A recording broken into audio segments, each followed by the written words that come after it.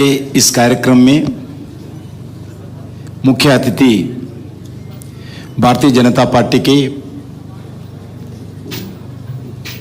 राष्ट्रीय महामंत्री आदरणीय सुनील बंसल जी और my friend Bharatiya Janata party national secretary Shri Anil के अंतोनी जी,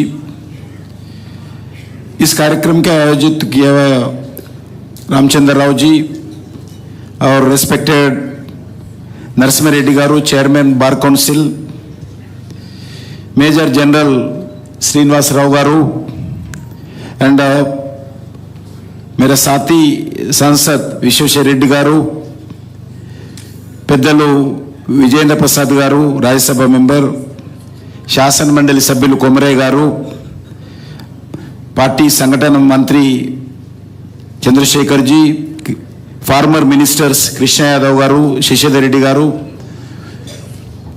ఈ కార్యక్రమంలో పాల్గొంటున్నటువంటి హైదరాబాద్ నగరానికి సంబంధించినటువంటి ప్రముఖులు, విద్యావంతులు, మేధావులు, అడ్వకేట్లు, డాక్టర్లు, ఐటీ ప్రొఫెషనల్స్, ఇతర పెద్దలందరికీ కూడా మరొకసారి ఈ కార్యక్రమం సందర్భంగా నేను కృతజ్ఞత తెలియజేస్తా ఉన్నాను.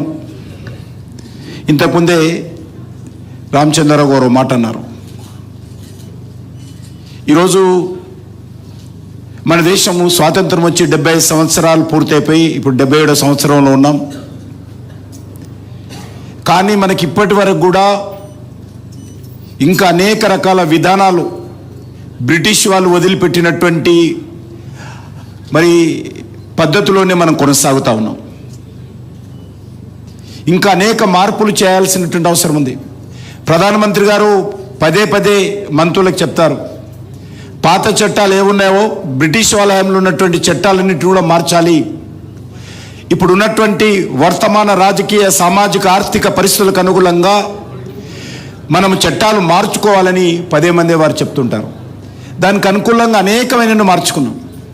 దురదృష్టం ఏంటంటే ఏవైతే దేశానికి అవసరమైనటువంటి విధానాలు ఈరోజు కావాలో వాటన్నిటిలో కూడా ప్రతిసారి మనకు అడ్డం పడేటువంటి ప్రయత్నం జరుగుతూ ఉంది.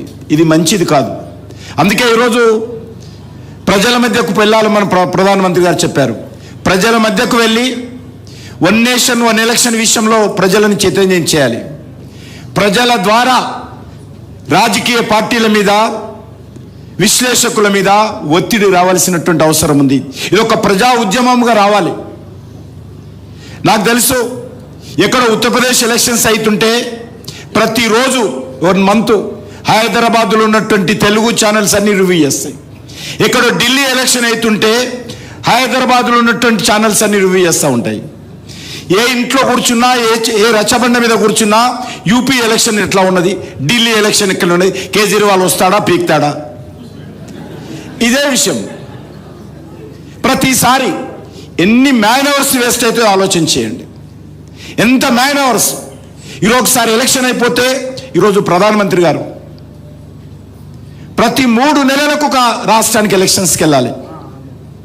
మనకు చూడండి, మనకు 2023లో అసెంబ్లీ ఎలక్షన్స్ అయినాయి, 2024లో పార్లమెంట్ ఎలక్షన్స్ అయినాయి, 2025లో ఎమ్మెల్సీ ఎలక్షన్స్ అయినాయి, మళ్ళీ ఇప్పుడు లోకల్ బాడీ ఎలక్షన్స్ ఉన్నాయి, మున్సిపల్ ఎలక్షన్స్ ఉన్నాయి, మన కార్పొరేషన్ ఎలక్షన్స్ ఉన్నాయి. నేను నా గురించి చెప్తాను. 2024 ఎలక్షన్స్ అయ్యగానే నన్ను జమ్మూ కాశ్మీర్ పంపించారు. 3 నెలలు అక్కడ ఉన్నాను ఎలక్షన్స్ ఇన్ఛార్జిగా. తర్వాత మహారాష్ట్ర ఎలక్షన్స్కి వెళ్ళమన్నారు, మహారాష్ట్ర ఎలక్షన్స్కి వెళ్ళాను. ఢిల్లీ ఎలక్షన్స్కి వెళ్ళమన్నారు, ఢిల్లీ ఎలక్షన్స్కి వెళ్ళాను. ఇక ఎక్కడ మేము మంత్రివర్గం ఇక్కడ పనిచేస్తాము, రాజకీయ పార్టీ కార్యకర్తలు ఎక్కడ ఉంటామో ఆలోచించేయండి. అందుకే ఒకటి మనం చేస్తా ఉన్నాను, ఏదైనా ఈ దేశంలో మార్పు రావాలంటే ఆ మార్పు ఈరోజు స్పష్టంగా నరేంద్ర మోడీ గారి నేతృత్వంలోనే మార్పు వస్తుంది. అది జిఎస్టీ తీసుకున్నా, లేకపోతే డిజిటల్ ట్రాన్సాక్షన్ తీసుకున్నా, ఆర్టికల్ 370 తీసుకున్నా, రావణ కాన్స్టిట్యూషన్ లాగా 75 సంవత్సరాల పాటు జమ్మూ కాశ్మీర్ను తగలబెట్టారు. 46,000 మంది చనిపోయారు. కానీ ఓటు బ్యాంకు పాలిటిక్స్, ఆర్టికల్ 370 తీసేసిన తర్వాత ఈరోజు జమ్మూ కాశ్మీర్ పరిస్థితి చూడొచ్చు. త్రిపుల్ తలాక్ మిత్రులు రామచంద్ర గారు ఇప్పుడే చెప్పారు. సుప్రీంకోర్టు చెప్పినా కూడా త్రిపుల్ తలాక్ మార్చలే, ఎందుకంటే ఓట్లు పోతాయి. ఓట్లకు త్రిపుల్ తలాక్ సంబంధం లేదు. ఈ దేశంలో 10 కోట్ల మంది ముస్లిం మహిళలు ఉన్నారు. ఆ మహిళలకు సంబంధించినటువంటి హక్కుల గురించి ఆలోచన చేయలేదు, వాళ్ళ అధికారాల గురించి ఆలోచన చేయలేదు. డాక్టర్ బాబాసాహెబ్ అంబేద్కర్ ఈ దేశంలో ఉన్నటువంటి పౌరులకు ఇచ్చినటువంటి హక్కుల గురించి ఆలోచన చేయకుండా త్రిపుల్ తలాక్ కొనసాగించారు. ఓట్ల కోసం అనేక సంవత్సరాల పాటు. మార్చింది ధైర్యంగా నరేంద్ర మోడీ గారు మనం చేస్తాం. అంతేకాదు, సిటిజన్ అమెండ్మెంట్ యాక్ట్ కావచ్చు, లేక న్యూ క్రిమినల్ యాక్ట్ కావచ్చు, ఈ దేశంలో అనేక రకాలుగా ఏదైనా మనకు తెలుసు. ఈ దేశంలో ఏముండేది? ఎక్కడ చూసినా ఉగ్రవాద కార్యక్రమాలు, పాకిస్తాన్ ఐఎస్ఐ కార్యక్రమాలు. మన హైదరాబాద్లో కూడా పాకిస్తాన్ ఐఎస్ఐ ఎంత యాక్టివ్గా ఉండేది. ఎందుకు ఈరోజు నరేంద్ర మోడీ గారు వచ్చిన తర్వాత ఈరోజు కనిపించడం లేదు, కనుమరుగైంది? ఈరోజు నరేంద్ర మోడీ గారు వచ్చిన తర్వాత ఎందుకు ఈరోజు మార్పు కనిపిస్తూ ఉంది? మన పక్కనే సెక్రటరియట్ ముందు లుంబిని పార్కులో ఎంతమందిని చంపారు? గోకుల్ చాట్ బండార్లో ఎంతమందిని చంపారు అమాయకులైనటువంటి ప్రజలను? దిల్సుఖ్ నగర్లో ఎంతమందిని చంపారు? ఐపీఎస్ ఆఫీసర్ కృష్ణప్రసాద్ను మెహందీపట్నంలో AK-47 ఎంతమందిని చంపారు? నందరాజు గౌడ్ బీజేపీ కార్పొరేటర్ ఏ రకంగా చంపారు? యాకత్పూర్లో బాలరాజ్ యాదవ్ బీజేవైఎం కార్యకర్తను ఏ రకంగా చంపారు? సైదాబాద్లో దేవేందర్ అనేటువంటి RSS కార్యకర్తను ఏ రకంగా చంపారు? పాపయ్య గౌడ్ VHP కార్యకర్త ఏ రకంగా చంపారు? బాంబేలో 7 ట్రైన్లు ఒకటేసారి పేల్చేస్తారు, తాజ్మహల్ మీద అటాక్ చేస్తారు. కానీ మనం ఏం చేసేవాళ్ళము? గులాబీ పూలు పెట్టి క్యాండిల్స్ వెలిగించేవాళ్ళం.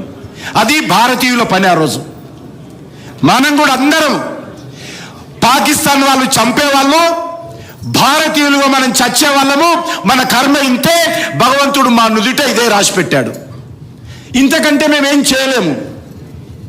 ఏ ప్రభుత్వం కూడా ఏ రోజు కూడా ఉగ్రవాద కార్యక్రమాలు జరుగుతున్నప్పుడు, అనేక మంది భారతీయులు మన సైనికులు సివిలియన్ చనిపోతున్నప్పుడు కూడా ఇంతకే పరిమితమైన క్యాండిల్ లైట్లకు, ఎర్ర గులాబీలకు మాత్రమే పరిమితమైన.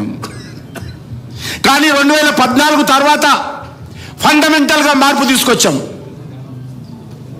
మనకు తెలుసు, బాలకోట్ల ఇన్సిడెంట్ జరిగితే మన సైనికులు పాకిస్తాన్ గడ్డ మీదకి వెళ్ళి ఉగ్రవాద శిబిరాలు ఎక్కడున్నాయో చూసి దాన్ని డిస్ట్రాయ్ చేసి పాకిస్తాన్లో అందరికీ బుద్ధి చెప్పినటువంటి పరిస్థితి మనం చూసాం. మళ్ళీ పుల్వామాలో సెకండ్ టైం జరిగింది, రెండోసారి ప్రధానమంత్రి గారు వచ్చిన తర్వాత. అప్పుడు కూడా ఊర్చోలే, క్యాండిల్ లైట్లతో ఎర్ర గులాబీలతో ఆగలేదు. అప్పుడు కూడా ఎయిర్ స్ట్రైక్ చేసి ఎక్కడికైతే లష్కర్తో హెడ్ క్వార్టర్స్ ఉన్నాయో పాకిస్తాన్ గడ్డ మీదకి వెళ్ళి ఒక్కొక్క స్థావరాన్ని మేము ఈరోజు లేపేసి రావడం జరిగింది. మళ్ళీ మొన్న పహల్గామ్లో జరిగితే ఏ రకంగా ఆపరేషన్ సింధూర్ పేరు మీద నరేంద్ర మోడీ గారి ఆలోచన విధానంతో, నరేంద్ర మోడీ గారి ప్రభుత్వ నిర్ణయంతో ఈ దేశ ప్రజలకు సంబంధించినటువంటి 140 కోట్ల మంది ప్రజల యొక్క ఆకాంక్షలకు అనుగుణంగా మన సైనికులు ఏ రకంగా యావత్ ప్రపంచమంతా చాటి చెప్పారో, ఇది న్యూ ఇండియా, ఇది నయా భారత్, ఇది మోడీ భారత్, ఇది 140 కోట్ల మంది ప్రజలు ఏ రకంగా ఆలోచన చేస్తున్నారో ప్రపంచమంతా చెప్పాం. ఎవరికి తెలియదు. పాకిస్తాన్లో ఒక్కసారి ఆలోచన చేయండి, ఏ బిల్డింగ్లో మీరు మీ ఖాళీలో కూడా చెప్పలేరు. పాకిస్తాన్లో ఏ బిల్డింగ్లో ఏ ఉగ్రవాది ఉన్నాడో ఇక్కడ ఉండి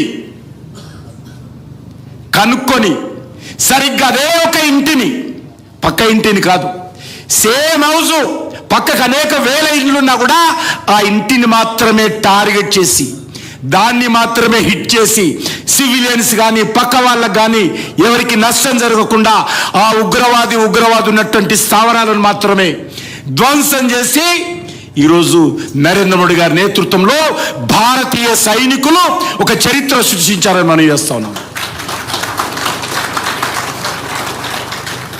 ఇది సాధ్యం ఎవరికి అవుతుందంటే ఈ దేశం గురించి ఆలోచన చేసేటువంటి వాళ్ళకు, దేశ భవిష్యత్తు గురించి ఆలోచన చేసేటువంటి వాళ్ళకు. అది వన్ నేషన్ వన్ ఎలక్షన్ అయినా, వన్ నేషన్ వన్ ట్యాక్స్ అయినా, లేకపోతే వన్ రేషన్ వన్ కంట్రీ అయినా, ఇది దేశం గురించి ఆలోచన చేసే వాళ్ళకు వస్తుంది తప్ప అధికారం కోసం, ఓట్ల కోసం, పదవుల కోసం ఆలోచన చేసే వాళ్ళకి ఇది సాధ్యం కాదు. అందుకే నేను ఈ వేదిక ద్వారా ప్రజలందరినీ కోరుతా ఉన్నాను. This A high time. Narendra Modi గారి నేతృత్వంలో ఈరోజు భారతదేశ ప్రభుత్వము ఈ రకమైనటువంటి సంస్కరణలకు, ఈ రకమైనటువంటి రిఫార్మ్స్కు కట్టుబడి ఉంది. మనకు తెలుసు, ఏ విషయంలో ఈరోజు జాతీయ రహదారులు ప్రపంచంతో పోటీ పడే విధంగా, అమెరికా రాష్ట్రంలో ఉన్నటువంటి జాతీయ రహదారులతో పోటీ పడే విధంగా నరేంద్ర మోడీ గారి నేతృత్వంలో గత 11 సంవత్సరాలుగా అద్భుతమైనటువంటి జాతీయ రహదారుల నిర్మాణం జరుగుతూ ఉంది. ఈరోజు 1000కి పైగా రైల్వే స్టేషన్లు అద్భుతంగా అమృత స్టేషన్లుగా నిర్మాణం జరుగుతూ ఉన్నాయి. ఈరోజు దేశంలో వందే భారత్ ట్రైన్లు, త్వరలోనే బుల్లెట్ ట్రైన్ కూడా దేశంలో రాబోతుందని మనం చేస్తాం. కాబట్టి నేను కోరేది ఒకటే, ఈరోజు వన్ నేషన్ వన్ ఎలక్షన్ రావాల్సినటువంటి అవసరం ఉంది. వన్ నేషన్ వన్ ఎలక్షన్ ఈరోజు దేశం యొక్క భవిష్యత్తు దృష్ట్యా ఈరోజు ప్రభుత్వ యంత్రాంగం, అది కేంద్ర ప్రభుత్వ యంత్రాంగం కావచ్చు, రాష్ట్ర ప్రభుత్వ యంత్రాంగం కావచ్చు, మొత్తం సిబ్బంది కావచ్చు, టీచర్లు కావచ్చు, ఒక్కసారి ఎలక్షన్ అంటే 3 నెలలు టీచర్స్కు ట్రైనింగ్ పేరు మీద, ఎలక్షన్ సిబ్బందికి సంబంధించినటువంటి జాబు సంబంధించినటువంటి యాక్టివిటీ పేరు మీద 3 నెలలు ప్రతి టీచర్ సమయం ఇవ్వాల్సి వస్తుంది. మరి ఎన్ని ఎలక్షన్స్ అయితే ప్రతి సంవత్సరం వచ్చినప్పుడు టీచర్ ఎలక్షన్ పని చేయాలా, తరగతి గదిలో విద్యార్థులకు పాఠాలు బోధించాలా, ఈరోజు ఆలోచన చేయాలి. కాబట్టి నేను చాలా విషయాలు పెద్దలు చెప్పారు కాబట్టి ఆ విషయాల జోలికి వెళ్ళడం లేదు. కాబట్టి ఈ దేశంలో ఇంకా మార్పులు రావాలి. అందులో ఒక మార్పు వన్ నేషన్ వన్ ఎలక్షన్. ఇంకా ఎన్నో మార్పులు తెచ్చాము, ఇంకా రావాల్సినటువంటి అవసరం ఉంది. ప్రజలందరూ కూడా ఆలోచన చేయాలి. నరేంద్ర మోడీ గారి నేతృత్వంలో ఏదైతే రిఫార్మ్స్ అనుకుంటున్నామో ఆ రిఫార్మ్స్ అందరూ కూడా స్వచ్ఛందంగా ప్రజలు ముందుకొచ్చి ఈ రిఫార్మ్స్ కోసం మీరు అందరూ డిమాండ్ చేయాలి. దేశ హితం కోసం, దేశ భవిష్యత్తు కోసం, దేశ రక్షణ కోసం. మీకు తెలుసు, రఫేల్ విమానాలు తీసుకుందామంటే ఎంత మాట్లాడారో. S-14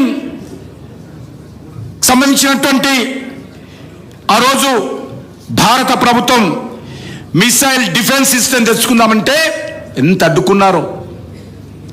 కానీ దేశ భవిష్యత్తు గురించి ఆలోచన చేసే వ్యక్తులు ఉన్నారు కాబట్టి కేంద్రంలో వీళ్ళు పెడుతున్నటువంటి చిన్న చిన్న ఆరోపణలకు, చిన్న చిన్న అడ్డుకట్టలకు కూడా లెక్క చేయకుండా ఆ రోజు S-14 తెచ్చుకున్నాడు. కాబట్టి ఈరోజు మనందరం కూడా భద్రంగా దేశ ప్రజల ప్రాణాలు కాపాడుకున్నామని మనం చేస్తా ఉన్నాం.